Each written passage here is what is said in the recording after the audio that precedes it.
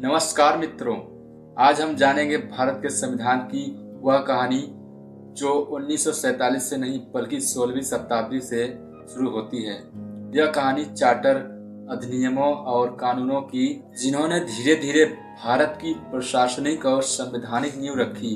16वीं शताब्दी के अंत में भारत में यूरोपीय शक्तियों का आगमन हुआ। इन्हीं में से एक थी ईस्ट इंडिया कंपनी। ब्रिटिश सम्राट कंपनी को शासन और व्यापार की अनुमति चार्टर के माध्यम से देते थे। चार्टर ही भारत के संविधान की पहली सीढ़ी बने। 31 दिसंबर 1600 को ब्रिटिश सम्राट ने ईस्ट इंडिया कंपनी को पहला चार्टर प्रदान किया। इस चार्टर से कंपनी को भारत में व्यापार करने का अधिकार मिला।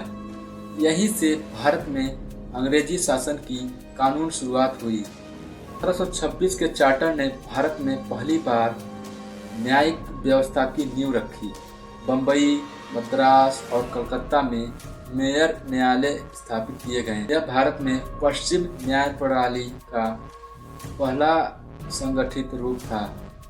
रेगुलेटिंग एक्ट 1773, यह अधिनियम भारत के संवैधानिक इतिहास में यह बड़ा मोड़ था।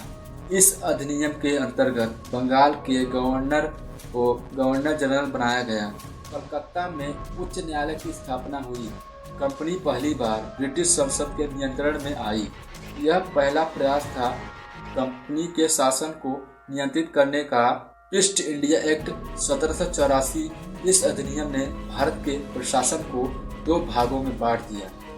पहला राजनीतिक, दूसरा व्यापारिक। राजनीतिक मामलों पर ब्रिटिश सरकार का सीधा नियंत्रण स्थापित हुआ। यह अधिनियम केंद्रीकरण की दिशा में एक महत्वपूर्ण कदम था। चार्टर एक्ट 1813, इस अधिनियम ने ईस्ट इंडिया कंपनी को व्यापारिक एकाधिकार को समाप्त कर दिया। शिक्षा के लिए धन का प्रावधान किया गया। मिशनरियों को भारत में कार्य की अनुमति मिली।